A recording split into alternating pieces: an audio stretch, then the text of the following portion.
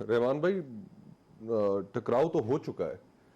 अब उसकी आपको सिम्टम्स जो है बड़े वाज़ेह तौर पर पब्लिक व्यू में वो नजर आ रहे हैं। जो सुप्रीम कोर्ट के अंदर जो इंटरनल डिवीजन क्रिएट हुई है, ये एक टकराव नहीं है तो क्या है।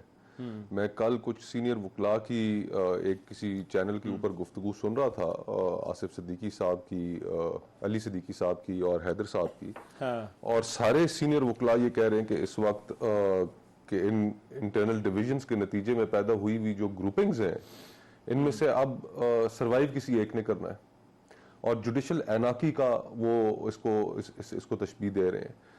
तो मुल्क में जब एक इंसाफ देने वाला इदारा जिसके अंदर सूरत हाल ये हो जाए कि वहां पर लोग और डिविजन्स इतनी क्रिएट हो जाएं कि आपस में बैठने के लिए तैयार ना हो, तो सियासत तो हमारी ऑलरेडी पोलराइज थी। और उसमें क्योंकि अब हालात इस नहज पे पहुंच चुके हैं, ये आज अली जैदी साहब का जो वाकया हुआ अफसोसनाक वाकया है। आई मीन पॉलिटिकल विक्टिमाइजेशन चाहे वो पीटीआई के दौर में होती रही तब भी गलत थी, और आज अगर हो रही है तो तब भी गलत है। उस वक्त भी अगर राना सनाउल्लाह साहब के ऊपर अगर हेरोइन डाली गई तो वो एक गलत कदम था, पूरे पाकिस्तान में किसी ने उसको तस्लीम नहीं किया, और जो आज जो चीजें हो रही हैं वो भी गलत है। तो इस सारी सूरत हाल में हर कोई अपनी जिद और अपनी अना को आगे लेकर बैठा हुआ है, कोई कॉम्प्रोमाइज करने के लिए तैयार नहीं है, कोई पीछे हटने के लिए तैयार नहीं है। तमाम political stakeholders daggers drawn है, और जो असल विक्टिम है इस सारी सूरत हाल के, वो तो इस मुल्क के अवाम है, इस मुल्क की मईशत है। आज लोग महंगाई के हाथों ज़िबा हो रहे हैं। पुराने जमानों में ये ऐसी बातें होती थी, अब तो मॉडर्न जमाना है, यहाँ पर इदारे बने हैं, इदारे अपना अपना काम करते हैं।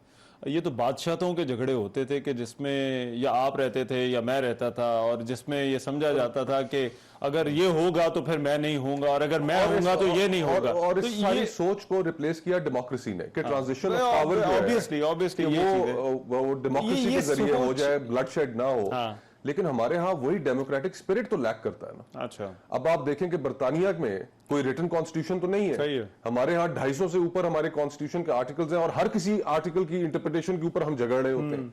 जिस मुल्क के अंदर लिखा हुआ कॉन्स्टिट्यूशन ही नहीं है, वहां पर एक दूसरे का एहतराम, कन्वेंशंस, कस्टम्स, इनके ऊपर वो सारा अपना निजाम रियासत चला रहे हैं।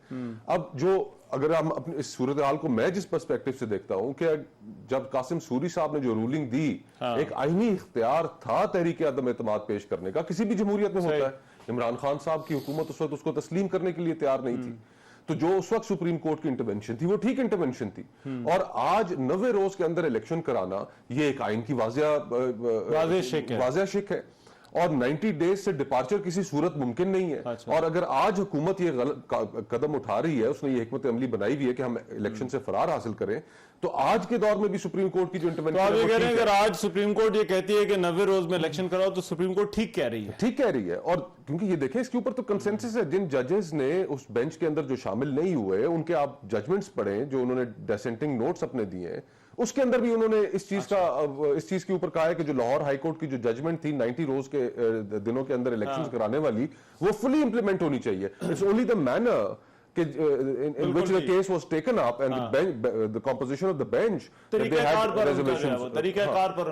पर उनका था। 90 रोज के ऊपर तो उनका भी नहीं था। तो हमारे यहाँ जो चीज आप जिक्र कर रहे थे, होना तो यही चाहिए था कि जिस वक्त अगर हम डेमोक्रेटिक स्पिरिट का सामना अगर उसको सामने रखें, तो इमरान खान साहब को when he lost majority in the house, he should have gracefully चले जाना चाहिए था। अच्छा। और आज ग्रेसफुली हुकूमत को इलेक्शंस के अंदर चले जाना चाहिए। ठीक। तो दोनों अतराफ से जो है वो लैक ऑफ डेमोक्रेटिक स्पिरिट जो है, वो जब हुकूमत में थे तो उनका रवैया और था, जो फैसले अपने हक में आ रहे थे वो वाह कर रहे थे, और जो फरीक उन फैसलों पे नाला था, आज वो फरीक पोजीशंस चेंज हुई है। मैं